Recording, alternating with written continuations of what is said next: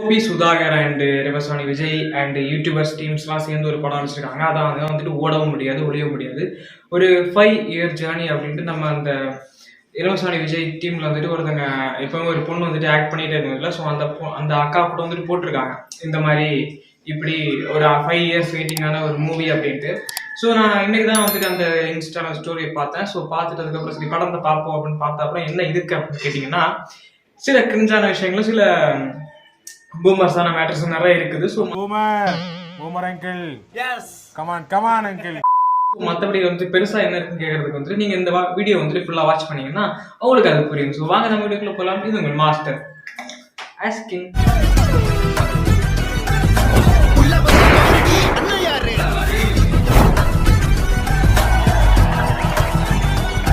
இந்த படத்தோட கதை என்ன அப்படின்னு கேட்டீங்கன்னா, ஆலயம் அப்படிங்கிற ஒரு தியேட்டர் இருக்குங்க. ஸோ ஆலயம் அப்படிங்கிற தியேட்டர்ல வந்துட்டு ஒரு ஹிஸ்டாரிக்கலான ஒரு மேட்டர்ஸ் எல்லாம் நடக்குது. உள்ள போனவங்க வந்துட்டு வெளில வர முடியாது.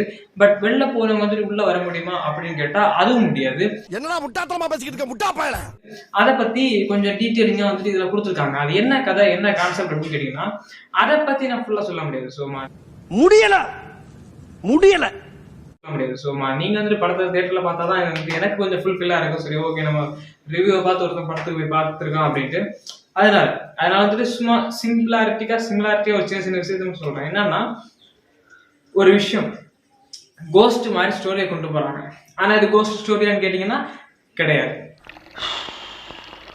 ஆனா கடைசியில வந்துட்டு ஒரு ஸ்டோரி விதமா காமிச்சிருக்காங்க. என்ன ஸ்டோரி அப்படின்னு கேட்டீங்கன்னா, ஒரு காமெடியான கான்செப்டா காமிப்பாங்க. அது மாதிரிதான் இந்த காமெடியான கான்செப்டான்னு கேட்டீங்கன்னா அதுவும் கிடையாது. அப்ப எதுதான்டா இந்த கதை அப்படின்னு கேட்டீங்கன்னா எதுவும் கிடையாது. ஐயோ, இங்க படுத்துற நிமிஷம்னால தாங்க முடியலையே, தலை வலிக்குதே. சும்மா அப்படியே போற போக்கில கலந்தடிச்சு கூட்டு போயிருக்காங்க. மற்றபடி இதுல வந்துட்டு காமெடி தானே இதுல மெயின் ஜானரா எடுத்திருக்காங்க. ஸோ ஒரு கோஸ்ட் படமா இருந்தாலுமே வந்துட்டு காமெடி தானே பேசுற எடுத்திருக்காங்க. அந்த இதை வந்து எடுத்துட்டீங்கன்னா வந்துட்டு விஜய் ரெவசானி விஜய் வந்துட்டு காமெடி வந்துட்டு பிரிச்சு மேஞ்சிருக்காரு அப்படின்னு கேட்டீங்கன்னா ஒண்ணுமே இல்ல. தெரியாம சொல்லிட்டேன், யாருக்கும் சொல்ல மாட்டேன்.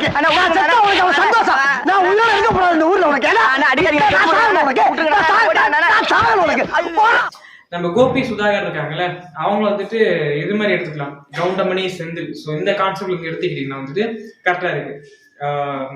ஆமா, கவுண்டமணி செந்தில் அந்த கான்செப்ட் வந்துட்டு கவுண்டமணி வந்துட்டு எப்பவுமே செந்தில் வந்து போட்டு அடிச்சுட்டே இருப்பார்ல. ஸோ அதே மாதிரி வந்துட்டு இங்க கவுண்டமணியா மாறுறது யாருன்னு கேட்டீங்கன்னா நம்ம கோபி.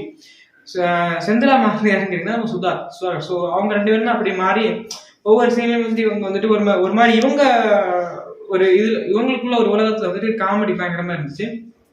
அதை பார்க்கும்போது வந்துட்டு ரொம்ப சூப்பரா இருந்துச்சு.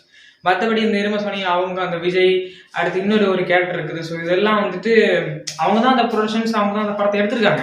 பட் ஆனால் எடுத்ததுக்கு வந்துட்டு கொஞ்சமாவது காமெடி பண்ணணும் இல்லை. நோ நாங்க காமெடி பண்ண மாட்டோம், உங்களை கிரிஞ்சு தான் பண்ணுவோம் அப்படி வந்து நம்மளை வச்சு செஞ்சிருக்காங்க. ஸோ கிரிஞ்சு தான் பண்ணிருக்காங்க. படத்தை வந்து காமெடிலாம் ஒன்றுமே இல்லை. சோதிக்காதீங்க. ஆனா ஒரே ஒரு சின்ன விஷயம் என்ன அப்படின்னு கேட்டீங்கன்னா, அந்த படத்துல வந்துட்டு கோஸ்ட்னு தனி ஒரு மேட்டர் வந்துட்டு ஸ்னீக் பீக்லேயே வந்துட்டு விட்டு நம்மளை வந்துட்டு இந்த படத்துக்கு போயே ஆகணும்டா, இந்த படம் என்னதான் இருக்கு அப்படின்னு வந்துட்டு பார்க்க எங்க வச்சது.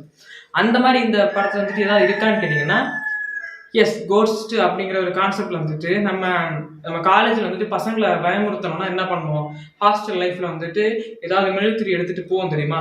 போயிட்டு அப்படியே ஏதாவது குருதாவை தலையில போட்டுக்கிட்டு அப்படியே நான் பேய் வரேன் அப்படின்னு சொல்லிட்டு போற மாதிரி இங்க வந்துட்டு ஒரு ஆலயம் அப்படிங்கிற ஒரு தியேட்டருக்குள்ள போயிட்டு இவங்க பண்றாங்க அட்ராசிட்டி. ஆனா ஒரு பர்டிகுலர் டைம்ல வந்துட்டு என்னன்னா, அந்த இடத்துல வந்துட்டு இது பேய் இல்லை அப்படின்னு தெரியுது. ஆனா அதை வந்துட்டு ஒரு பாயை நம்ம அப்ப நோட் பண்ணி வச்சுட்டு அதுக்கு முன்னாடி ஒரு பாயிண்ட் நடந்திருக்கு. என்ன அப்படின்னு கேட்டீங்கன்னா, இவங்க வந்துட்டு கேட்டுக்கு பக்கத்துல வந்துட்டு நிற்கும் போது வெளியில போயிட்டு உள்ள வருவாங்க. அப்ப அந்த கான்செப்ட் அவங்க யோசிக்க மாட்டாங்க. அப்ப அதை எப்படி நாங்க வெளில போயிருக்கணுமே, ஏன் உள்ள வரோம், அவங்க கோஸ்ட் இல்லைன்னு தெரியுது, அப்ப அங்க ஏன் வெளில போயிட்டு உள்ள வரோம் அதை அவங்க யோசிக்க மாட்டாங்க. ஸோ நம்மளை வந்துட்டு முட்டாளாக்குறதுக்காக இது வந்துட்டு ஒரு காமெடி ஃபிலிம். அதனால வந்துட்டு லாஜிக் எல்லாம் பார்க்காதீங்க. லாஜிக் வந்துட்டு எடுத்துக்கிட்டீங்கன்னா இந்த படத்துல வந்துட்டு ஒண்ணுமே பார்க்க முடியாது. லாஜிக்கை அந்த வந்து மண்டையில உள்ள மூளை கலப்பி வச்சுட்டு நீங்க படத்தை பார்த்தீங்கன்னா உங்களுக்கு வந்துட்டு படம் பார்க்க ஈஸியா இருக்கும்.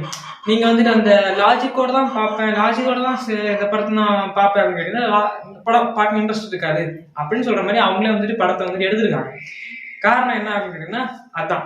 ஸோ இந்த லாஜிக்கை வந்துட்டு நீங்க எடுத்துக்காதீங்க. லாஜிக் வச்சிருந்தீங்கன்னா படம் பார்க்க தோணாது இந்த படத்தை பொறுத்த வரைக்கும். ஸோ இந்த ஓடவும் முடியாது ஒளியவும் முடியாது அப்படின்னு கான்செப்ட் வந்துட்டு அதுக்கு ஏற்ற மாதிரி சில விஷயத்தையெல்லாம் பண்ணியிருக்காங்க. ஏன்னா நம்ம ஒரு அபேண்டனான ஒரு பிளேஸுக்குள்ள போயிட்டோம்னா வந்துட்டு அந்த இடத்துக்குள்ள என்ன பண்ணுவோம், ஒன்னி சேர்ந்து இருப்போம், இல்ல தனித்தனியா பிரிஞ்சு போவோம். பிரிஞ்சு போய் என்ன இருக்குது, ஏதாவது தப்பிக்க வழி இருக்கா, ஏதாவது சேவ் பண்ண மெட்டீரியல் இருக்கா, கால் பண்ண முடியுமா, கார் எடுத்து ஓட்ட முடியுமா, பைக் எடுத்து தப்பிக்க முடியுமா. ஸோ இந்த மாதிரி பார்ப்பாங்க. அப்படி பார்க்கும்போது வந்துட்டு அந்த இடத்துக்குள்ள எல்லாம் சர்ச் பண்றாங்க. சர்ச் பண்ணும்போது ஒரு புண்ணாக்கும் கிடைக்க மாட்டேங்குது. அப்ப கடைசியில் அவங்க என்ன பண்றாங்க, அதுக்கப்புறம் அங்க என்ன நடந்துச்சு, அவங்க தப்பிச்சாங்களா இல்லையா, இதுக்கான வில்லன் யாரு, வில்லனை அவங்க கொண்டாங்களா இல்லையா, அவங்க எப்படி அந்த அபேண்டனான அந்த ஆலய அப்படிங்கிற அந்த தியேட்டரை விட்டு வெளில வந்தாங்க, இதுதான் கதை.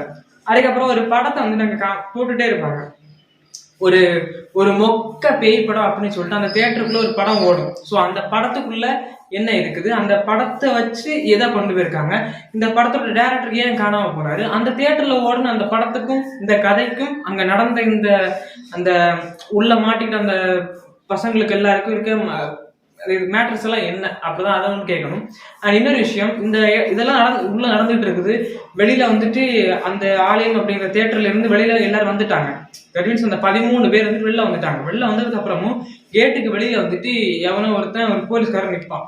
ஆனா அவனுக்கு உள்ள நடக்கிறது தெரியாது, உள்ள நடக்கிறவங்களுக்கு வெளியில நடக்கிறது தெரியாது. ஆனா சவுண்டு மட்டும் கேட்கும். ஸோ பேய் இல்லை அப்படிங்கிற ஒரு கான்செப்ட் வந்துட்டு எடுத்துட்டு பேய் அங்க இருக்கு அப்படின்னு சொல்ற மாதிரி காமிக்கிறாங்க.